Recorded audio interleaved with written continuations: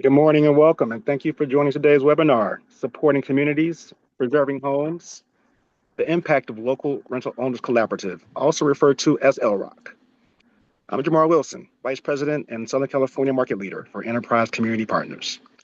Our session today will focus on the role that small-scale local owners play in the affordable housing landscape, how the LROC program was designed to support them, what we've learned over the past 5 years, and what it could mean to scale or replicate this work in other cities across the nation. LROC first launched in 2021 as a groundbreaking, owner-driven housing preservation strategy designed to support small-scale, independent landlords in preserving affordable housing and keeping residents stably housed in South Los Angeles. Since its launch, LROC has made significant impact by providing capital and technical assistance to help prevent evictions, reduce foreclosure risk, and stabilize the vulnerable and housing stock. These supports are not only to protect individual households from displacement, but also strengthen entire communities by preserving affordable housing where it is most needed. We are joined today by members of Enterprise and Coalition for Responsible Community Development to share the impact of LROC over the years. LROC has been a collaborative effort, and we are excited to highlight the program's impact through perspectives of both organizations, as well as an owner, who will share how the program has impacted them. From the Enterprise SoCal team, we are joined by Dominique VC Hall, Associate Director, and Brian Kohaya, Program Associate. And joining us from CRCD are Mark Wilson, Kenta Estrada Darley, Ramon Mendez Jr. I would now like to introduce Mark Wilson, dear friend, President, and CEO, who will share insights on their work as a community-based partner, the importance of strong partnerships and community engagement, and why these elements were critical to the successful launch of LROC. Thank you, and over to you, Mark.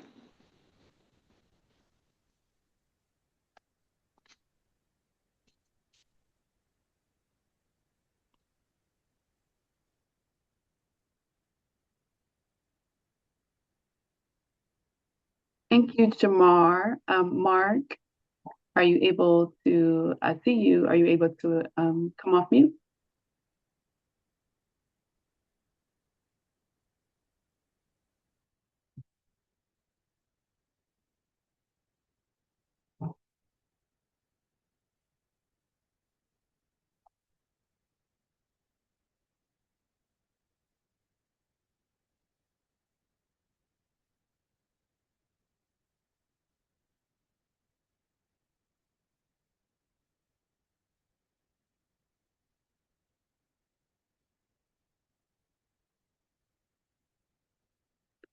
Well, thank you so much, everyone, for joining us again today. I'm Dominique VC Hall. I am from Enterprise Community Partners. Brian, you can go ahead and go to the next slide. As Jamar shared, we are a national nonprofit, and we are all based here in Southern California. You can go ahead to the next slide.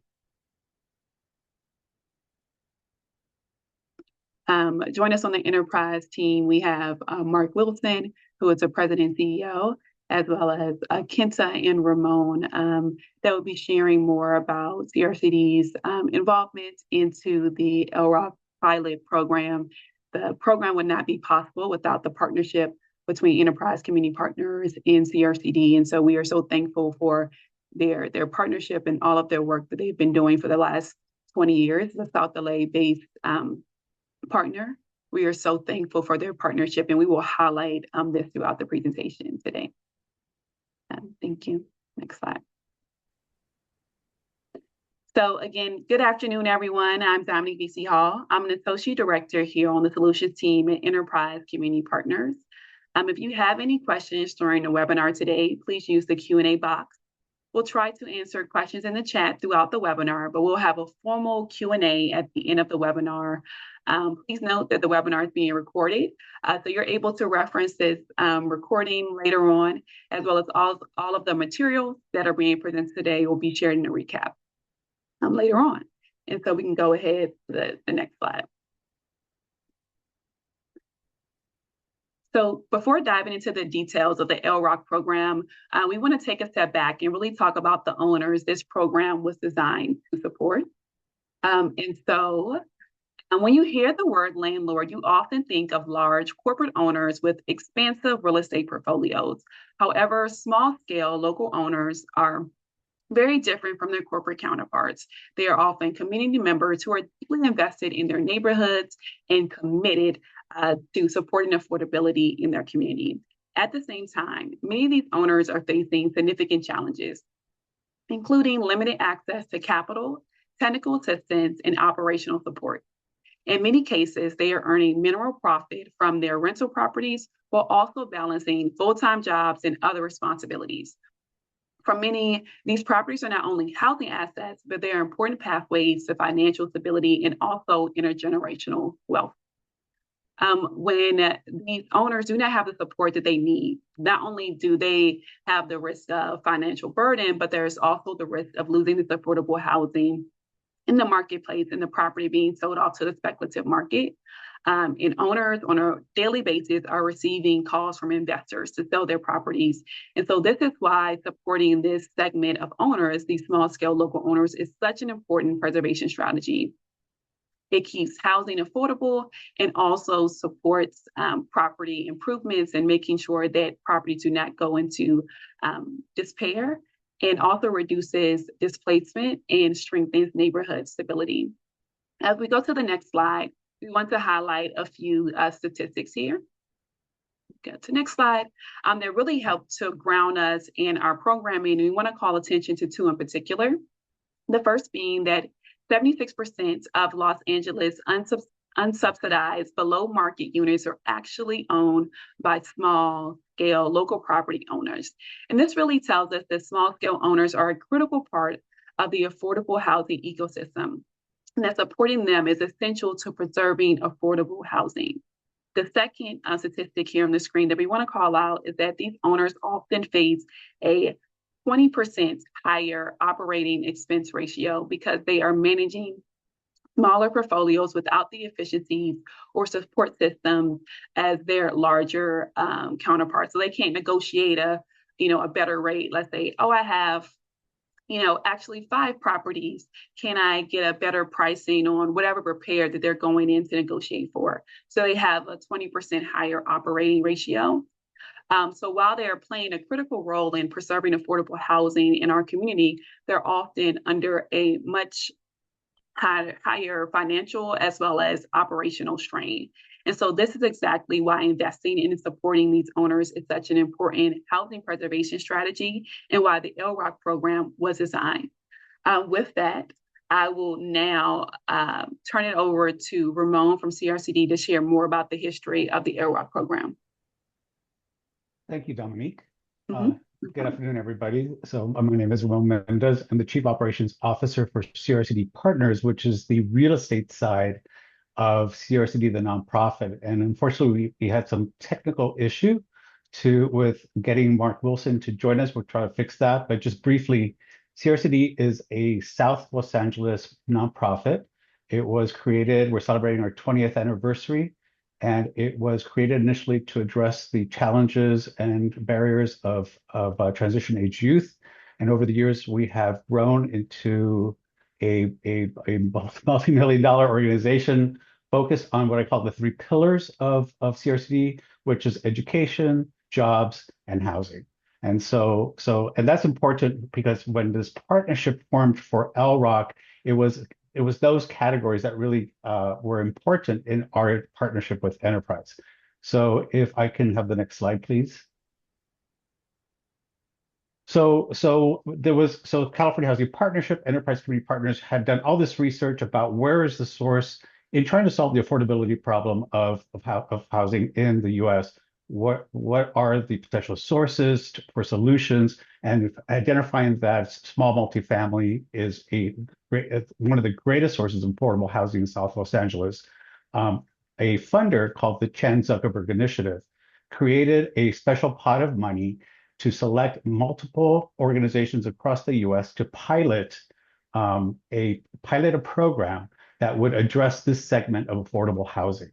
And so in their initial scoping, they came up with these program goals where they wanted to preserve affordability, which was to stabilize small unsubsidized rentals, of these owners, because they are not the big corporate property owners. They're small individuals, or with small portfolios. Sorry, not stature, but they own 1, 2, maybe 5 properties, and they don't have the leverage, they don't have the capacity that or access to capital that larger property owners do.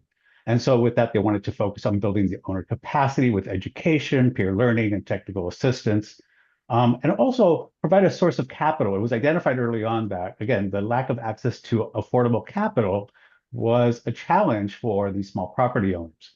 So the program grant came with grant money and other sources to help create some funding pilot programs, which then leads to the next goal, which is the test of the scalable tools, which is there anything new or different? We don't have to replicate the big corporations. What is it that we could do differently, being at the community level to target and try to create a pilot at the community level? So let's use this opportunity to test tools that may have not been used before. And then let's see, the next part is, it was also understood early on that a lot of the property owners in South Los Angeles are generational, right? The way to build wealth, though, for those of you who are lucky to own homes, for those of you who are lucky to own property, that is how you build wealth in this country. And so it was a focus on priority was to how do we help these property owners many who are born and raised in South Los Angeles and maybe the inheritor of the property. How do we keep them invested and successful in South Los Angeles? Next slide, please. And so, Ramon, we were able to get Mark on the line. And so, sorry if you want to, Mark Wilson, the President and CEO of CRCD, if you want to just introduce yourself and also just share about the greatness of CRCD and the partnership. Yes, and I do want to apologize and cutting in, Ramon. I'm not going to be too long, but I did want to welcome everyone again. This has been one of our exciting projects, especially with partnering with Enterprise Community Partners. I am Mark Wilson. I am the President and CEO with the Coalition for Responsible Community Development and our CRCD. We have been a proud partner with Enterprise Community Partners for 5 years on LROC. After the honor of being selected as the community partner to move this initiative forward. I believe Ramon has went into many of the goals and priorities of LROC. I would just add that, now LROC, after 5 years, has become a permanent program within the CRCD ecosystem. And I believe through the partnership and our continued work in working with youth, with families, individuals, small business, I believe the LROC partnership was instrumental in the success to expand our outreach efforts to small property owners, and as Ramon was mentioning, are the largest holders of affordable housing in South LA. So again, I want to get Ramon back up here, but our hopes is that your takeaway from today's presentation is to learn about the strategies and the lessons learned that we went through to replicate the program to preserve property-owned affordable housing, particularly for us in South LA, but in other parts of the country. So thank you. Again, my apologies to you all and Ramon, but thank you guys for helping me to figure out my technical issues. Always great to see you, Mark. Thank you. So this all ties into, it was actually good timing there, Mark, because so we have this funder, CZI, who selected markets across the US and said, where can we pilot this? And then they found Enterprise Community Partners, which is a national organization as well, as you saw on their introductory map. And they have a super strong LA, Southern California office that was part of the main research early on. And so in this funder's interest. They selected enterprise community partners, who then went to select a local partner to then say, okay, where we want to do this in South Los Angeles, who do we want to work with? Who would have the best capacity? Um, and in that process, that's how we all came together as a collaborative to work together to create a program. And the question is, well, what program do we want to create? And so that involved a lot of different activities. So first of all was, again, identifying the target owners and what properties would the program serve. And so we decided that it would be in the 2 to 20 unit range, because that's based on the data analysis, that's very prevalent, duplexes, triplexes, quadplexes in South Los Angeles. And so, and through ownership records, we were able to determine that there was a long-term ownership in South Los Angeles and or inheritance of these properties. The next step was to conduct focus groups and interviews to assess operational challenges, values, and needs. So in other words, what is it, what is it that we want to do differently, as opposed to like the larger apartment associations? What is it, how do we want to do something that is community-based and focused? And so we held 4 focus groups that were conducted with owners to better understand what their challenges were, or challenges are. And like where we could help them, and just sort of like a needs analysis, for example. And then we took that research, those conversations, we went to experts, advocacy groups, associations, to saying, here's what we're thinking. Here's a program that we think would help the South LA community. What do you think? And we incorporated their input to then launch the LROC program. Next slide, please. So I have to insert a historical component that, because it seems so far away, but this launch occurred concurrently with COVID. So we had done all this research, to create this, we had this plan, a long-term plan to create this new organization, or a new association, a new collaborative of owners to help build their capacity. And we got slammed with COVID. And what happened was we had to do a complete 180 from like this planned out activity growth plan to an emergency response program of recruiting owners, try to figure out how do we document the loss of income, how to protect the properties, how to protect their tenants, how to avoid displacement. And that completely shifted the first 2 years of the program. So it was an emergency response program that then we were able to take a deep breath to then say, okay, now that we've gotten past that hurdle, how do we now go back to reestablishing, establishing a collaborative? So with that historical, factor that sort of threw us, it was it threw us a curveball for a while there, but it actually was instrumental in creating this program. So we have enterprise community, well, under the guidance of Chan Zuckerberg Initiative, who is funding multiple variations of local-based programs across the U.S., along with enterprise community partners here working locally, selecting us, where we have the enterprise is a national organization with a very administrative, evaluation, legal department, extensive program design, leveraging their experience across national programs across the nation, selecting us, where we are the community-based organization. Again, we have programs in supporting residents, we do housing, we do business development, we help small businesses. And then, frankly, this was an expansion of of a segment, which is small property owners, which is the business community. It was just a segment that we had not focused on before. And I think that was a key component of our selection, the fact that we have a complete, a thorough business source centers program that helps new businesses to open in South LA, that this was sort of saying, okay, well, let's bring this segment into the fold as well. And then once we got the program launched, we had LROC owners coming in, and they became our test, our sounding board. Here's who we're trying to serve. We had done all this research. We got feedback. We started implementing a program, and it was finally time to say, okay, LROC owners, here's what we're doing. Here's what we've done. How do we build and expand this pilot into a permanent program? Next slide, please. So I want to talk to like a snapshot of the staffing structure, because if you're looking to say, well, how do I duplicate this? And I got to say, I call this a snapshot because this is current as of a few months ago, and it wasn't current 4 years ago. So I want to do more of a time.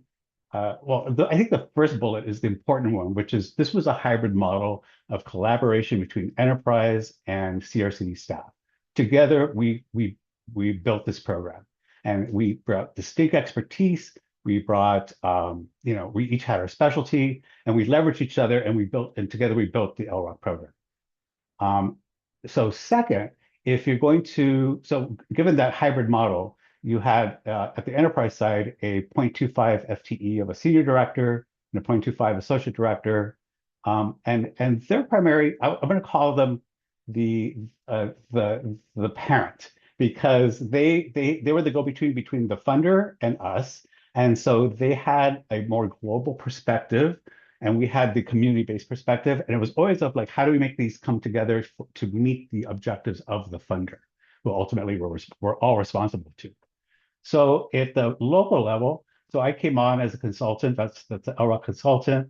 We ultimately hired, and early on in the program, the key staff were enrollment and recruitment and enrollment staff. These are people that I want to talk about in a bit. They were like the ones doing the marketing, outreach, processing applications, and to get as many people to apply and approved. And then we did the emergency COVID response program, and then we merged or morphed into the more the program of just the original intent of meeting the original program goals.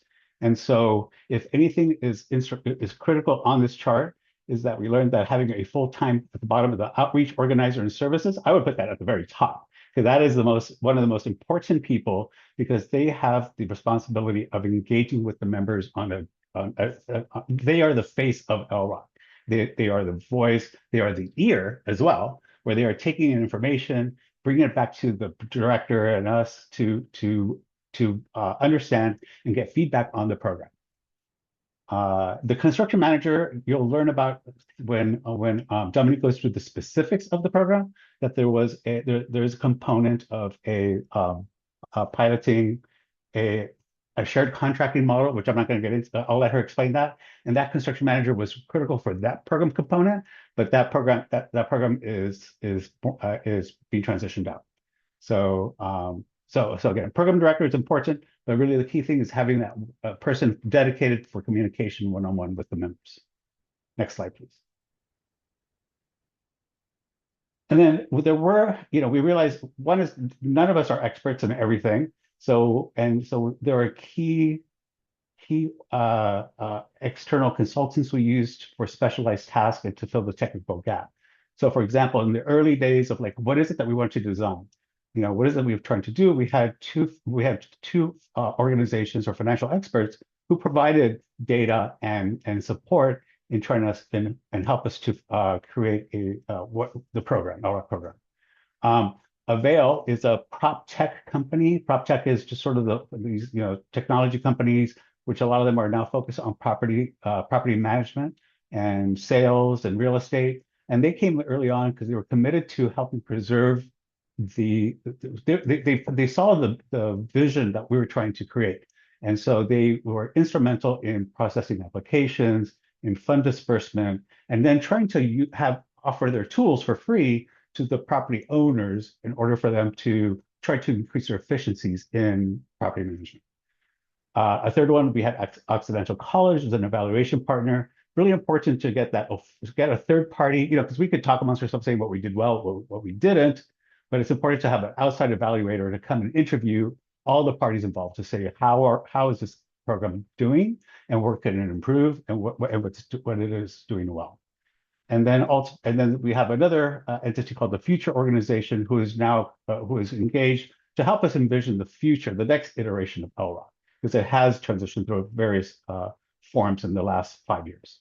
Next slide, please. So I wanted to end with owner outreach, because this was our biggest challenge. We thought we got $5 million from CZI.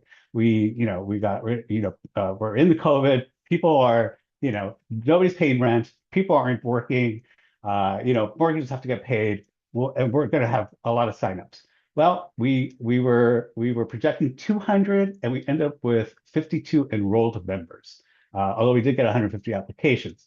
I got it. Again, historical context was that this was during the height of the state, the county, and the city trying to create a COVID response program, and we were doing ours as well. And so what we were doing our marketing, as you see the flyer on the right. We had our marketing, we had a website, and they would say, hey, you've been accepted to the program. Now I need your banking information so we can wire you money. And guess what happens? They're like, absolutely not. And so that was a huge hurdle. And I don't blame anybody. I don't blame anybody for saying I am not going to give you my banking information. But then we did have early successes, and the word of mouth from the people who were accepted, and they said, oh yeah, no, I got the money. And I paid my bills, and I don't have to, and I can do repairs, was how we got most of our 52 members, because they heard word of mouth saying, hey, this is a real program, and it doesn't come with all the government restrictions that the other programs are. So go for it. Next slide, please. And so just to give you a sense of our activities, we were doing canvassing. Again, our early outreach people would do postcards, door hangers, flyers.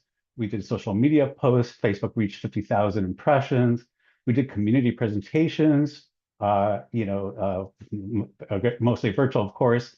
But we also used because we're community-based and we're very well, we have great relationships with our local politicians. We said, would you host us? Would you host a webinar? Would you be our opener?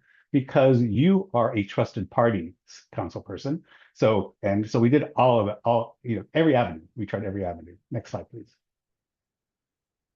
So if you're thinking about replicating a program or creating a program that is owner community based, 5 things to plan for skepticism, and having to invest in trust building. Who are you? What is it who are you, and why should we trust you? Is something you should have answered up front. And that goes to the next box, which is, what are you trying to offer, and what is your value proposition? Why is it worth for you, property owner, to join this association? Again, leverage your peer and community credibility. Your community leaders, your politicians, all should be part of your building out the program. 4th is use a relationship-based multi-channel outreach approach. Nobody answers the phone. Nobody responds to text. Nobody, door hangers are suspicious. How are you going to reach out to those people? Then you got to use all avenues. And then finally, track and adapt as needed, which is, for the people who do join you, ask them what works for you, and what do we need to do to make this even more successful. So that's it for me. I'm going to pass it on to the next speaker. Thank you, Ramon, for sharing the history of the LROC. Thank you, Ramon, for sharing the history of the LROC program. As the program evolved over 5 years, LROC developed into 2 core strategic pillars: owner services and capital support. These pillars were really designed to work together, because we know that owners needed financial support, but they also needed practical tools, resources, and connections to one another. The owner service really focused on building knowledge and the confidence of the owners. Many of the owners we were working with, or still work with, were managing properties on their own, often without any legal support, technical assistance, or professional networks. And so this part of the program was really designed to fill that gap. And then the capital support complemented this work by providing flexible resources to really help the owners stabilize their operations and preserve the affordable housing, and make sure that the properties avoided foreclosure and just the properties being sold off into the speculative market. Together, these pillars worked really to create a holistic preservation model that addressed both the operational and financial realities of ownership for small-scale rental property owners. Next slide. Over the next 5 years, the owner services really evolved, and it was really guided by feedback that we were receiving from the owners. So There were surveys that were given out every year, as well as continual conversations and discussions.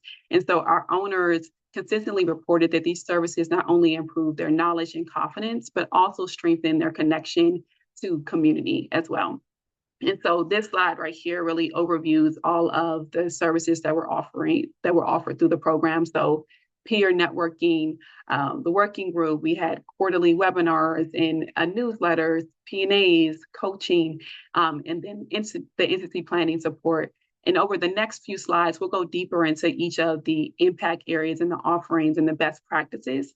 If you're looking to implement a program similar to LROC in your local community jurisdiction. And so if we go to the next slide, so the first area of support was really around that peer networking.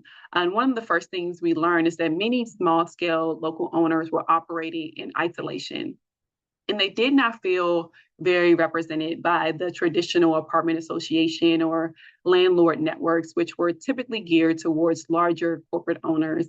And so a key goal of LROC was really to create a space for owners to connect, share information with one another, and offer a place of peer support.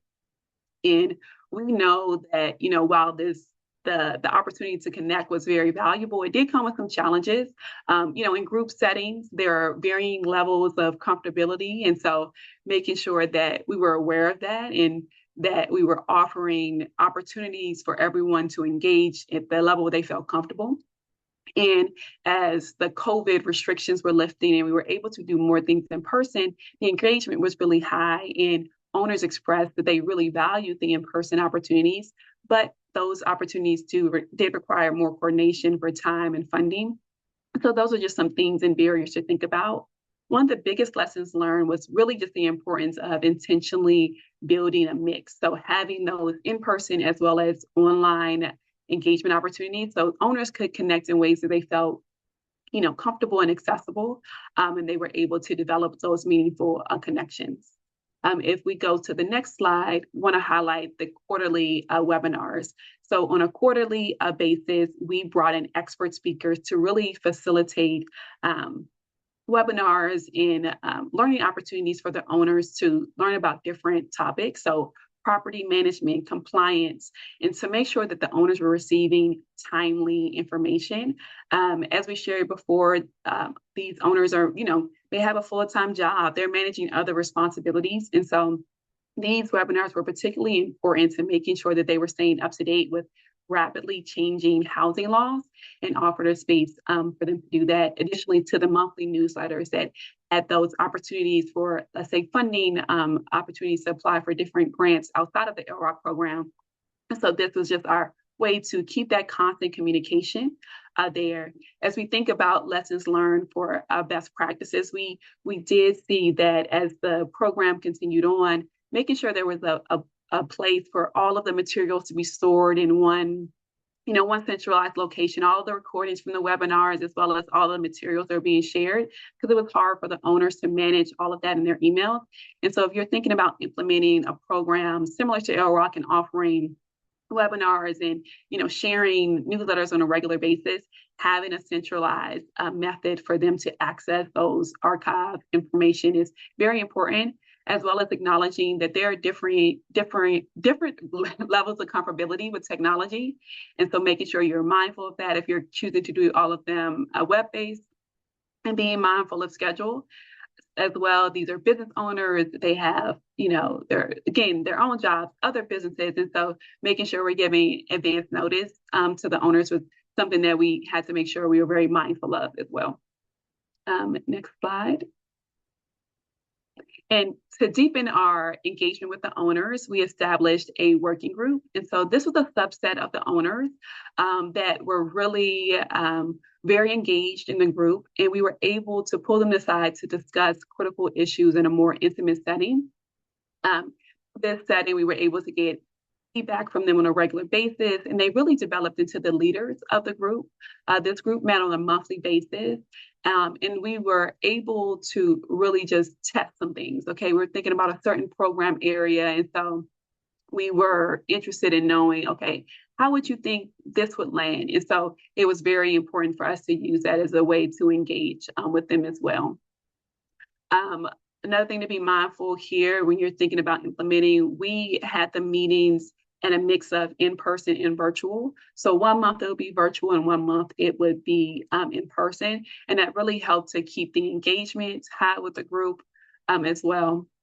A best practice, if you're thinking about implementing this part of the programming, is making sure that the larger group really know, they understand who is a part of who is a part of the leadership, the working group, so they know who is representing them, and then also creating a space for the working group to provide updates to the larger group on a regular basis to really make sure there is transparent communication back to the larger group. If we go to the next slide, another key area were the P&As. And so we offered physical needs assessments to all of the properties that were participating in the program. So 57 buildings went through the assessment when a qualified inspector came to the building and actually identified any urgent repairs that needed to happen. And so some of them were, plumbing issues, roofing issues, but all critical repairs that needed to happen. And then we used one of the quarterly convenings to actually go through the P&As and help owners walk through what came up. And so the P&As revealed a lot, over $10 million in needed repairs.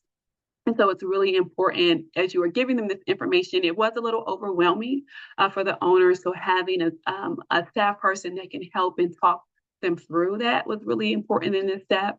And I will also just add, at this time, we were the outreach and the coordinator that was full-time for the LROC program was hired on. And so they were instrumental in the success of not only the P&A program, but also the working group and just the peer connections and networking and quarterly convenience that we offered through the program as well. If you go to the next slide. We were also able to offer financial coaching and legal support as well. As we shared before, many of the owners did not have trusted advisors. And so we really wanted to support them there. This was one of the areas that owners actually vocalized, we need support in this area. We need support with, estate planning. We need support with, tenant rights. And so making sure we were able to offer this to them was very critical. We offered one-on-one coaching as well as, sometimes they joined the quarterly webinars. And we also produced some short videos for those to reference later on and really that highlighted certain areas such as the Section 8 program. And so all of our offerings were very flexible and were responsive to owner feedback. And so the owners were a key partner in this work and making sure this program was actually helping and supporting them address their operational needs. We go to the next slide. Lastly, we have the entity planning. So Ramon shared that we use a consultant, the Future Organization, and they were selected based on their experience with working with stakeholder groups in the past to really explore the options of the LROC program. They worked very closely with the working group and also with the broader group as well, and really gathered feedback. So the owners were actually able to communicate what they envisioned for the future of the program. And with this, we wanted to make sure that they had various options in front of them and knew the pros and cons of each path forward. And they actually did vote to become their own 501c3 at the retreat in early 2025. So this is about a year of work, and it is still ongoing. A key lesson learned here is building consensus with anything. It's getting everyone to come to the same agreement on what's the next path for the organization. And so if our goal for the LROC program was to support the owners, but we don't want this program to just go away. So making sure we were able to support them with thinking through what is the long-term stability of the program. Here was very important. Yes, and so we can move to the next slide. And so on the slide, just want to highlight some of the key impacts of the owner services. Nearly 3/4 of owners reported feeling more connected to other landlords in their community, and 84% found the webinars and newsletters helpful for managing their properties. What's even more encouraging is that 3 out of 4 owners actually took concrete steps as a result of a webinar or lessons they learned from reading a newsletter, whether that was applying for a rebate or checking on the compliance of their properties. And so the impact of these areas was very, very impactful and useful for the owners. I want to end just with a quote here from an owner. "It was nice to be in a room with other people who understood. I learned just as much from others as from the formal presentations," which really highlights the importance of peer connections and building community, providing just accessible resources and creating a space to have those real connections. And now we're going to go into some of the impact of the capital programs. So if we go to the next slide here. And so the capital support was one of the most valued pillars of the LROC program, and many owners joined and stayed connected into the program because of the supports that were offered that helped to reduce foreclosure, prevented, the owners having to take the financial burden of emergency repair, and it really improved the quality of the properties. Please go to the next slide. So before the owners could receive any capital support, they first had to sign an agreement, which was really important to the programs to make sure that tenants were also protected and reduce displacement.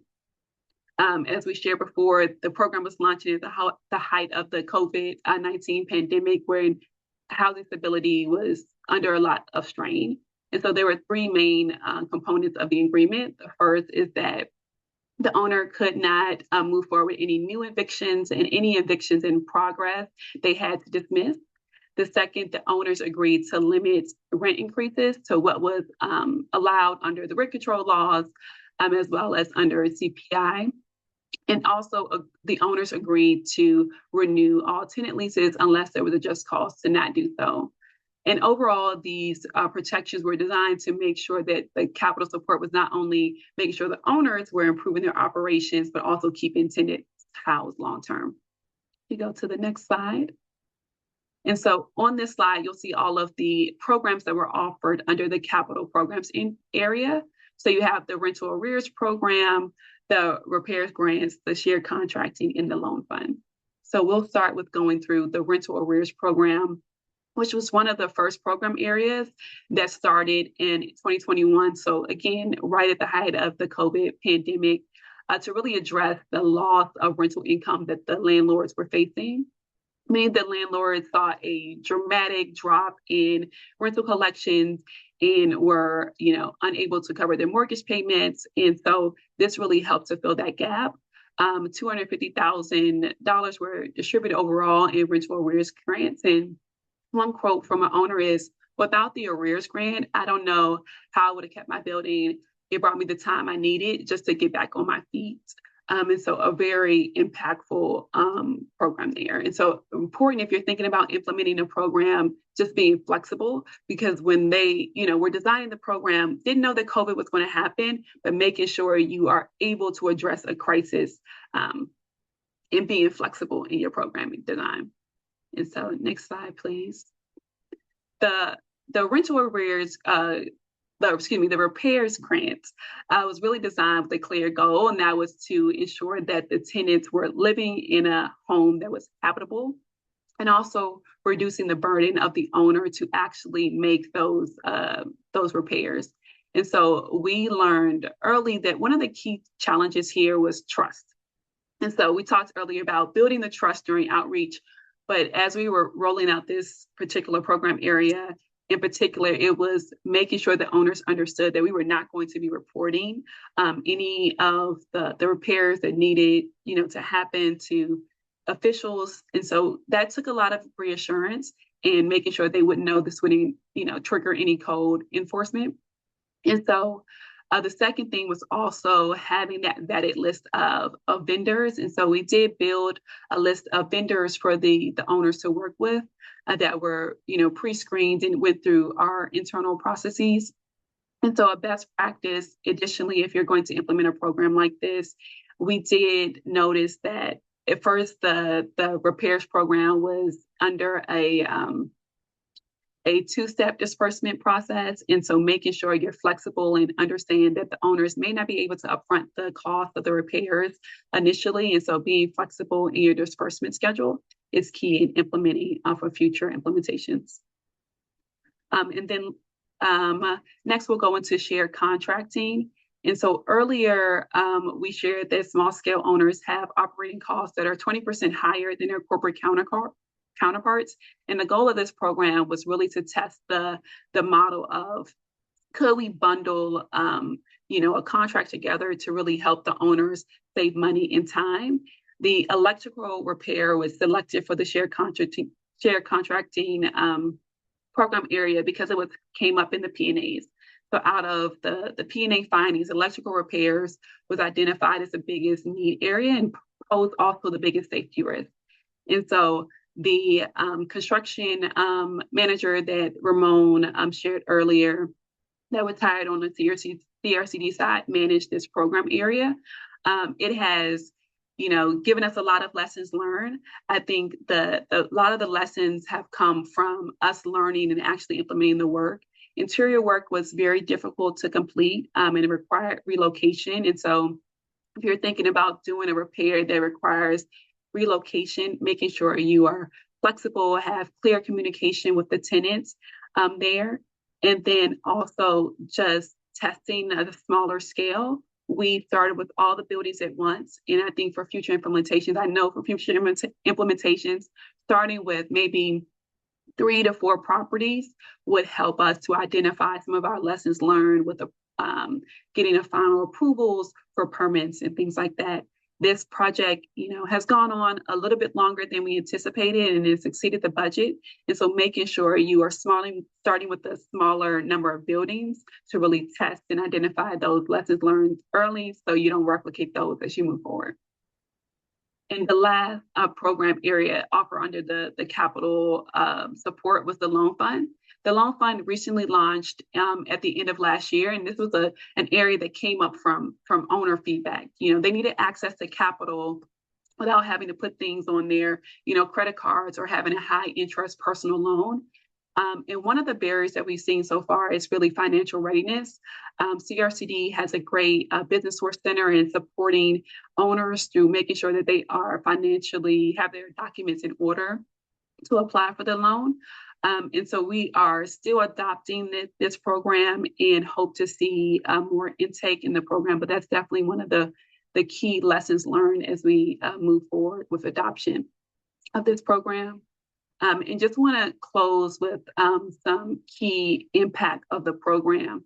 And so there are a lot of statistics on the slide here, but want to highlight a few, and that's 70% of tenants remained housed. And so the impact of this program is we kept people in their home and prevented displacement. And the second statistic I want to highlight is 35% of the owners were able to prevent or avoid foreclosure. And so these homes were not sold off into the speculative market because of the LROC program. We were able to keep, tenants in their homes. And that's what this program was sought out to do. And want to close with just a few more statistics here. If you go to the next slide. We'll start with the quote. I could have never afforded to do this level of work without the grant. It saved my property from falling into, further disrepair. And so this program has been just very impactful, and we'll turn it over now to William King, who is the LROC owner and member of the working group, to share more about his experience with the LROC program and how it has impacted him. I'll pass it over to you now, William.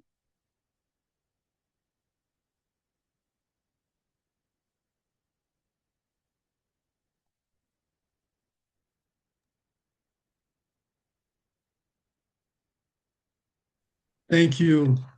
Thank you so much, Dominique. Hi, everyone. My name is William.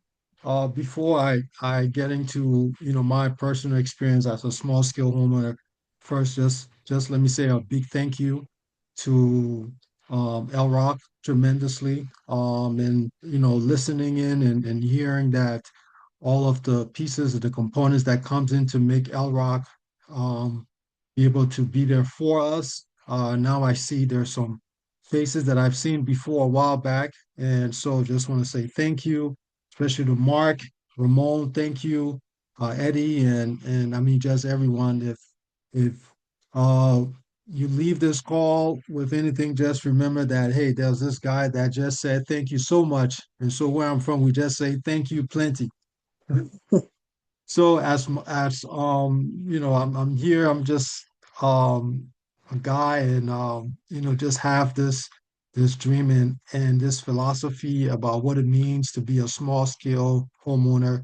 And I think it comes from my time being in college really, when I looked at how we used to use our space, especially when I was in junior college, and then also when I was at USC, right? And it was a space where we would come together, we have a good time, we created a lot of memories and so forth. And when I left and I started working, I was a renter, and the space was always, renting a space, having a home was always somewhere where you have all these great memories.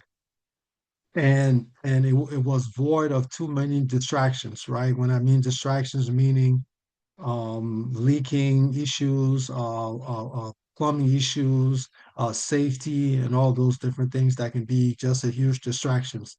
And I always wanted to be a homeowner. I always wanted to own units. One of the reasons, yes, it gives you the ability to create wealth for yourself, have a legacy that you can leave for your family and so forth.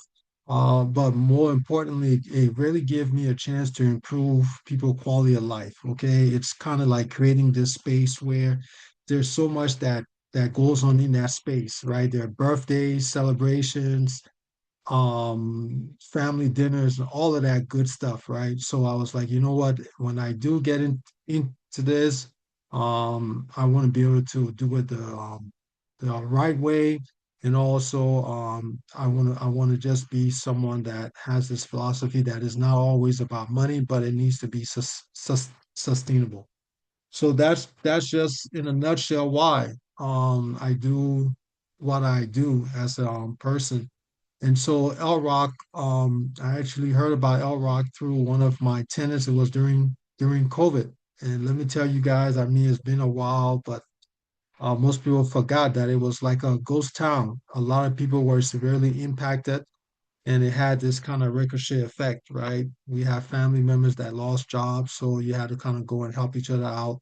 So it was just this time, and then coming out of it. So LROC was just a tremendous help. My property, there were repairs, there were certain things that I saw that I wanted to really get done, and having this support was just tremendous. So I just jumped on it, not knowing what it was. I said, okay, rents, back rents. Yeah, I got tenants that they're not paying. I don't know where this is going.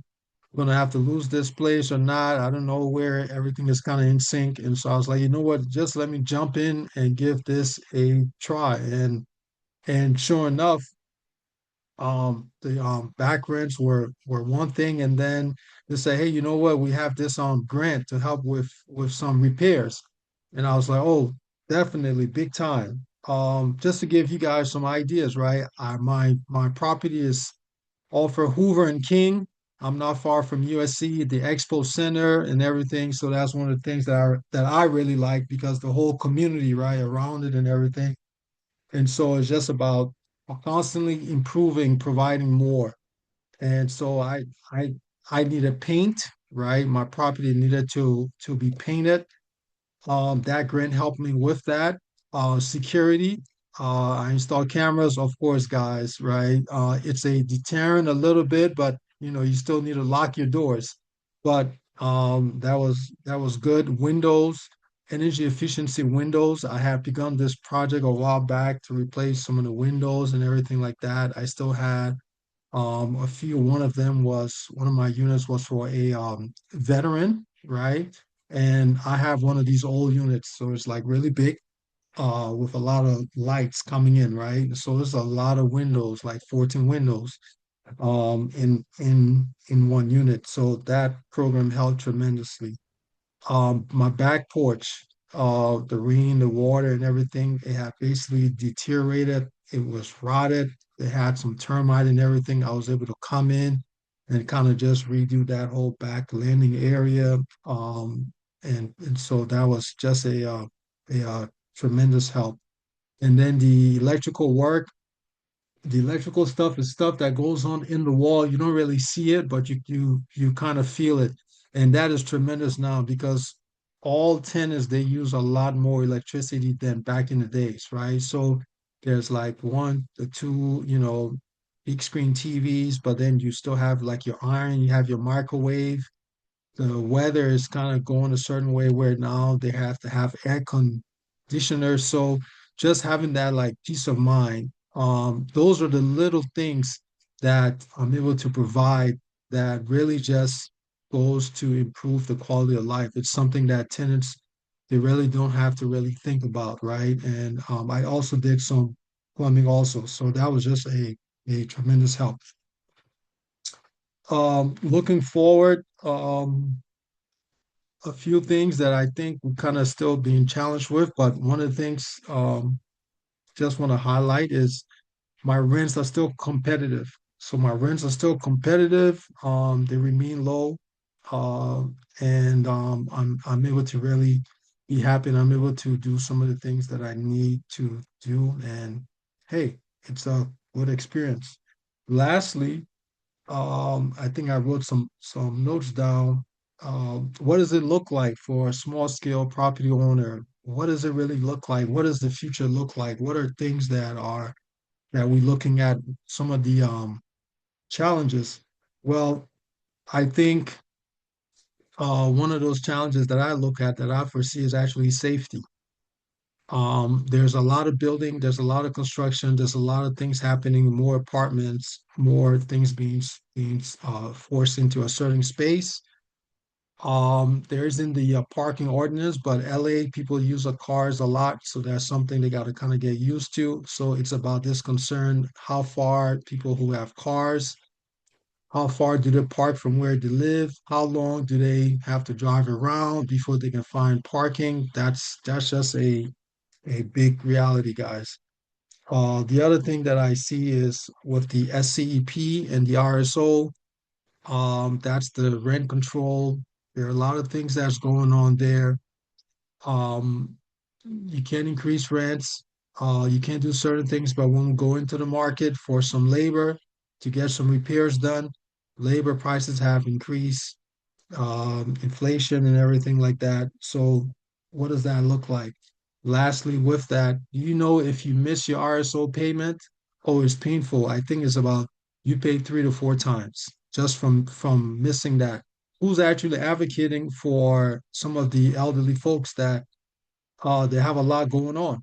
I do property management, and I remember having a few elderly clients, and that's just something that's uh wasn't in their preview with all the other things they had to like do, medical and taking care of the property, keeping the family together and so forth. If that slips through the crack and they live off their rent, hey, it's like 3 4 times the amount. Who's advocating for them, right? We don't know, but that's something that is there. So those are just some of the challenges that I see. We have the new ordinance about having appliances and so forth, but um, having a supportive system like LROC, the CRCD, we're going on this journey, and it's just good to know that it's not a journey that you can face alone. And that's something that I'm very thankful for, and I'm grateful for. And I don't think I'll ever forget that rental help for some of the tenants that were behind, and also that $30,000 grant, and then that electrical grant, right? I told Eddie, and I said, hey Eddie, listen, sign me up. I want to be first. I want to be first. When you think about, hey, who do we have? Who can we go with? I said, just think about me. And he's like, well, you have to let your tenants know. We have to come into units. I said, listen, none of that stuff is going to be a problem because I understood fully the benefit of that safety. electrical. It was a safety thing. Now it's good. There's enough they can plug in whatever it is they want to plug in.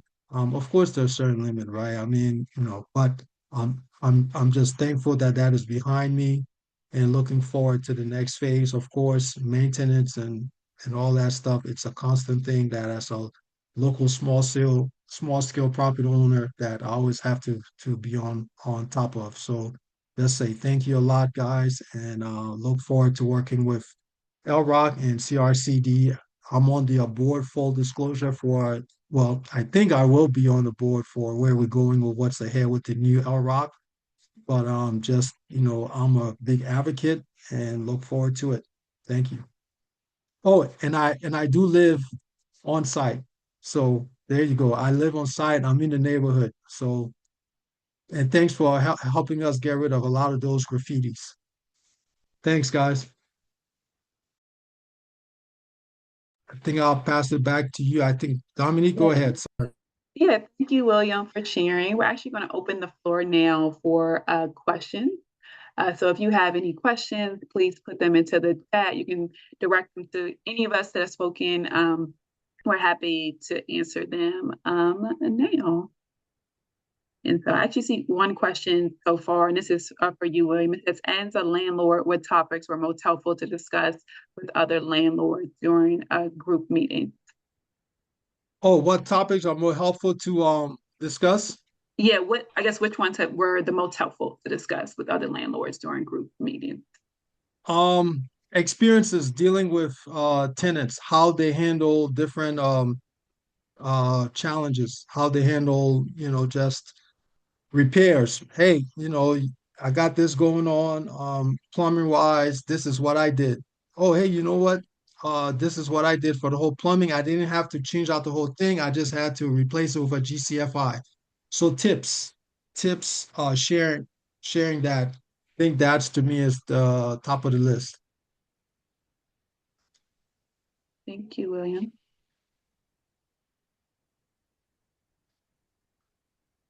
I'd like to add to that I think property owners are very well in tune with their needs. It's finding the answers that is the hard part, right? It's like they know there's all these laws and policies that keep getting thrown their way. How do they address that? And as a collective, this is what this collaborative is about. That's why I love the C in LROC, which is collaborative, right? It's not a top down. It's not this is the expert. This is how do we all figure this out together? So when going to Brianna's question about what questions should you ask, just open the floor. They will not be shy in bringing up their list of being a property owner, challenges with property owner, challenges with tenants, challenges with getting repairs done, and with policies. We have another question in the chat. So this is also for Mr. King. And the question is, would you be willing to participate in a city-administered repair program? City administered program. Wow, that's a little bit heavy, but yes. I guess I would say first thing is I would come and want to learn more. It will pique my curiosity big time. I will come with an open mind, open ears and everything, see what that looks like. And sure, one thing that I am conscious about was that I think in the past they had this one program that were to make your home energy efficient. And I think there was quite a bit of abuse in that. So I would come to the table, looking to see what the opportunities are, but I will also be in my mind. I would look to see if that issue tries to rear its ugly head. So for that one, I would say if there were some safeguards, but absolutely yes, I'll be open to something like that. Yes. Great, thank you. So folks, please feel free to add additional questions to the Q&A app. but I'll also throw some questions in there for our group. And thank you again to Mr. King, Ramon, and Dominique for sharing so much great information about the program. So we have a number of jurisdictions on the webinar today. What do you think are some of the most important things for jurisdictions and other organizations that are interested in supporting small-scale owners to consider? And you all can chime in whatever order you would like. So if I may, I'd like to add to William's answer to the question about a city administered repair program, just to share a lesson learned, which is that when we were doing the retrofit or the shared contracting of the electrical retrofit, that we, depending on the city, but the city has, but this is not my area of specialty, so I'm over speaking here, but they have a process that if a tenant needs to be relocated, there's a whole separate process of application, approval, monitoring, and fees that is triggered by a tenant relocation. And that really impacted the shared contracting pilot, because the electrical repair required opening walls, having to relocate the residents for maybe a day or two, triggering this unintended policy. Or no, it isn't. I understand the intention of the policy. We were not prepared for it, learned the hard way. That was very costly, and had to shift the program to not include internal repairs that required relocation of tenants, because we just didn't have money in the budget. So just want to throw that out there about to the city administered repair program, which is understanding what is the scope and other laws or requirements might be triggered in your program. So just wanted to add that to the answer to the question. Yeah, there's another thing it says, I think the softest part always carry the heaviest scars.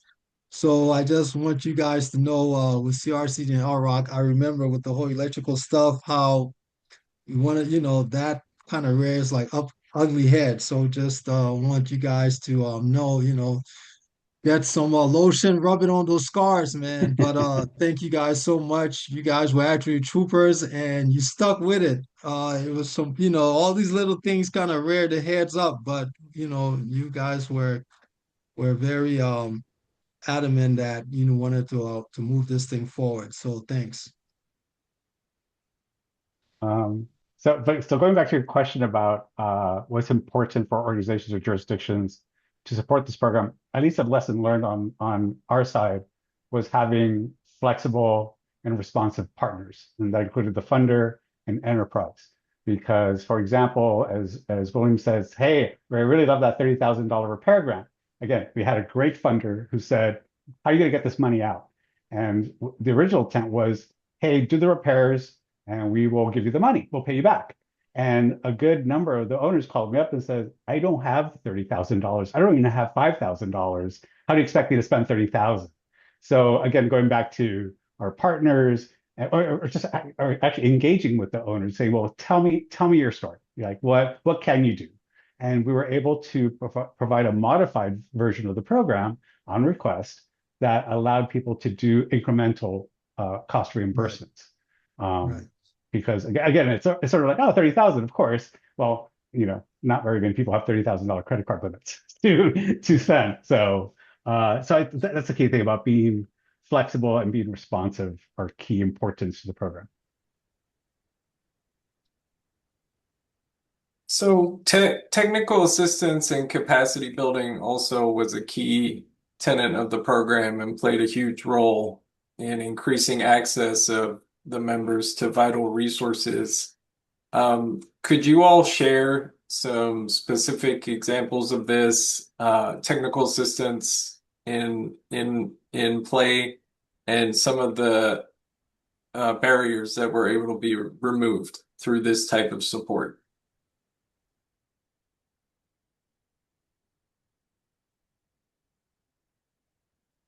So I think now, as we think about the loan fund is what's coming to mind initially right now, and the support and technical assistance that CRCD is able to provide through the Business Source Center, with making sure that all of the I'm missing my financial language, so I probably need a technical assistance myself. But the checks and the P&L, yeah, profit and loss statements are in order, and all of the documentation is in a great place for the owners to submit and get approved for a loan, as well as having the proper structures in place for their business. So like the LLC or however they're structuring their business, and providing the support there, and making sure they're able to get access to that low interest capital.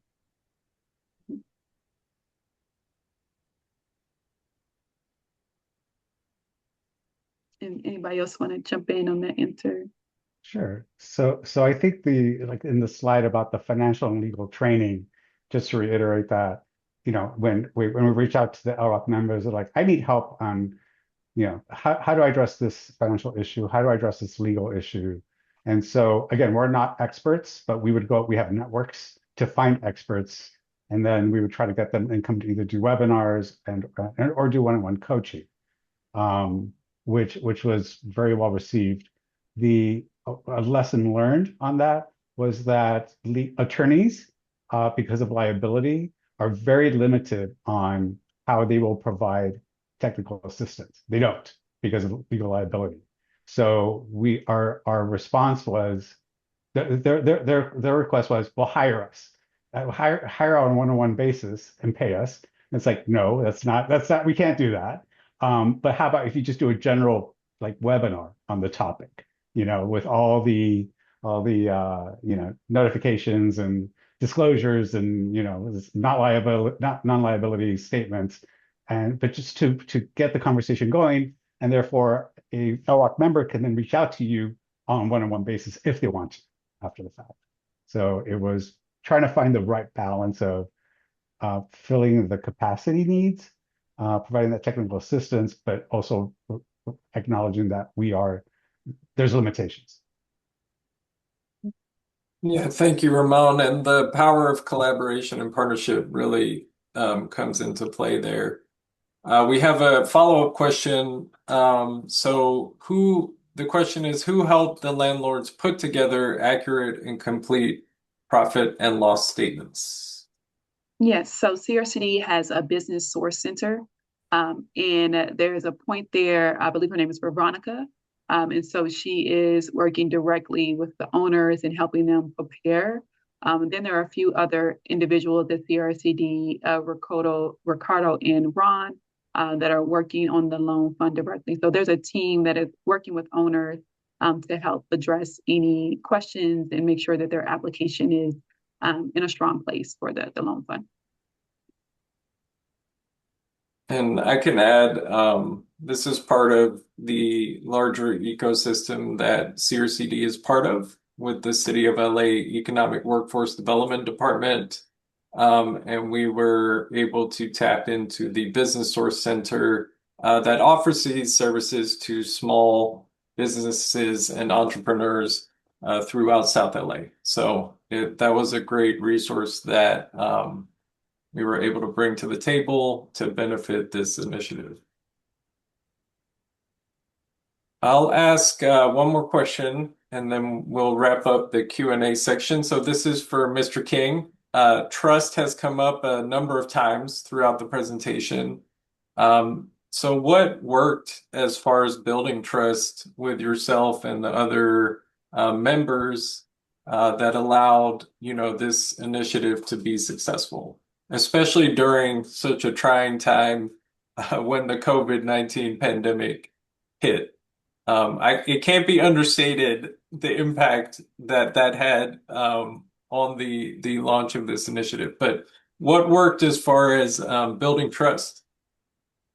I think there was a couple of different trust building blocks for the small scale property owners, right? Number one was I was part of a community, and they were also part of the LROC program, right? So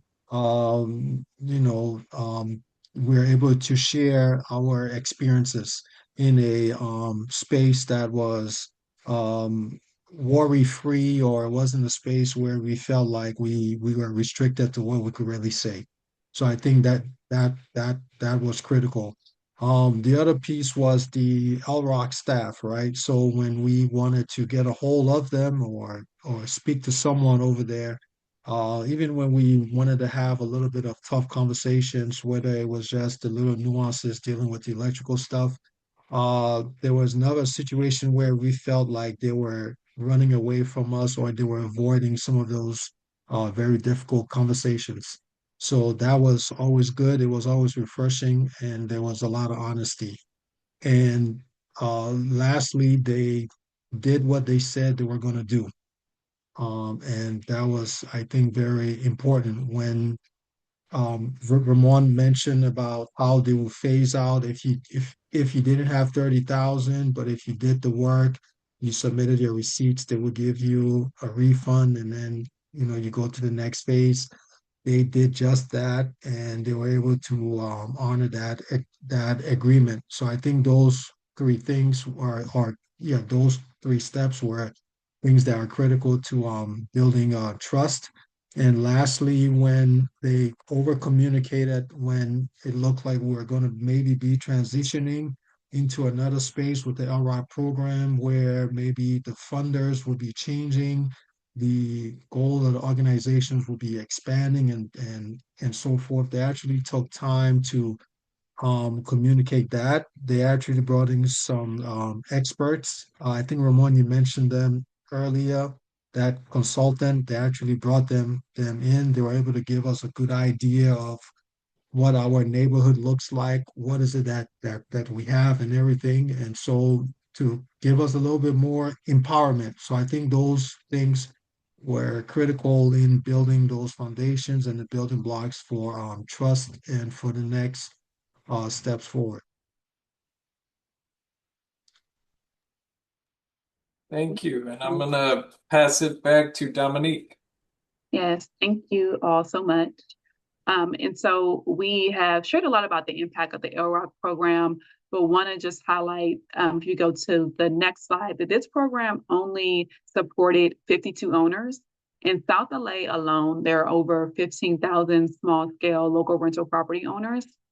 And so this really just highlights the needs for the program and the opportunity for replication. I know there are individuals outside of California on the call. And so, this statistic is just based on South LA, but think about the potential for impact within your local community. So if you are considering on creating a program like LROC, here are some key lessons to keep in mind. You go to the next slide. We shared these throughout the presentation, but I'll just kind of recap us. And it's building trust. And so making sure you are truly building a credible relationship with community-rooted owners and making sure that your communication is transparent as well as responsive. Respond to emails, call back, making sure that we are building that trust. Second is really leveraging the peer learning opportunities there. Small owners, as William shared, best practices on learning how to handle situations, like to learn from one another. And so making sure you're creating the space for owners to do that alongside the technical assistant, making sure that the program is responsive in the capital that you are programming, delivering to the owners, and then also being very flexible in grounding the program that you create in owner voices and using their feedback to really design the program. If you go to the next slide, we have outlined just some key policy and program recommendations. If you're unable to, implement a program just like LROC immediately, here are just some areas that you can do now that are easier to implement right away. And so you look in the bucket of addressing deferred maintenance, offering P&As free or low cost to the small scale landlords to make sure that they can understand the repairs that need to happen to their properties, and then also providing any low interest financing so they can actually address those issues. Then when you think about design of application, making them as simple as possible so that they're able to navigate it without having any confusion, and if needed, providing the support to help them submit the application as well. We think about improving property operations. We created the preferred list of vendors, but also creating that within your local jurisdiction and having that be a resource for them to use. And then creating a process to have tenants be placed in these properties. From working with the owners directly, they are open to having, all types of tenants. So Section 8 tenants, as well as, veterans. And so creating a streamlined way for them to actually house those tenants will be a recommendation as well. And then any incentives that you're able to provide or discounts for energy rebates, tax exemptions, and once you have a certification process, as these owners are mission-driven, small owner, aligned priorities, and any type of incentives that you can have if these owners choose to sell, if they sell to a nonprofit versus a for-profit, thinking about developing a program to support that. If you go to the next slide, we are excited to announce that we have developed a playbook as well as a full evaluation paper that really outlines everything we share today. So the 5 years of the pilot program into a very large program goes deep into each program area. And then the playbook is more of a graphical version of the evaluation paper. There's really a turnkey document. So if you are thinking about implementing a program, I encourage you to read them, to use them as a resource to really create a successful program in your jurisdiction. And now I will pass it over to Kenta from CRCD to close our presentation today. All right. Well, we want to thank everyone for attending today and learning more about the LROC program. As you heard today, local rental owners are a key part of every community's social fabric and serve an essential role in providing unsubsidized affordable housing to community residents. We at CRCD, we're really excited to continue collaboration with the LROC membership as they transition into a permanent program and to continue to expand on the incredible work that you heard about today. One of the key goals that was outlined by the LROC membership was to build their capacity and establish an independent nonprofit entity to carry the work of the collaborative forward. So we will be working in the coming years closely with the LROC membership to make that a reality and to continue to provide the support, capacity building, and technical assistance needed to make that happen. This will be housed under CRCD's South LA All-In initiative, which is a coalition-driven anti-poverty initiative designed to address long-standing racial and socioeconomic inequalities in South Los Angeles. There are two primary goals of South LA All-In.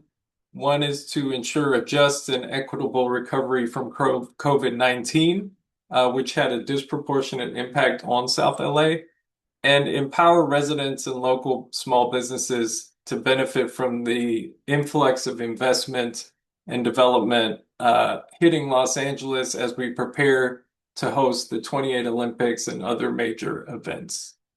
For folks that are local, that are interested in supporting this work and the expansion of LROC or partnering or just learning more, please feel free to reach out. We welcome all partners and collaborations. And then for national folks that are on the call that are interested in replication, we would love to serve as a thought partner and technical assistance partner as well. So with that, thank you everyone for your time today and have a great afternoon. Thank you. Thank you.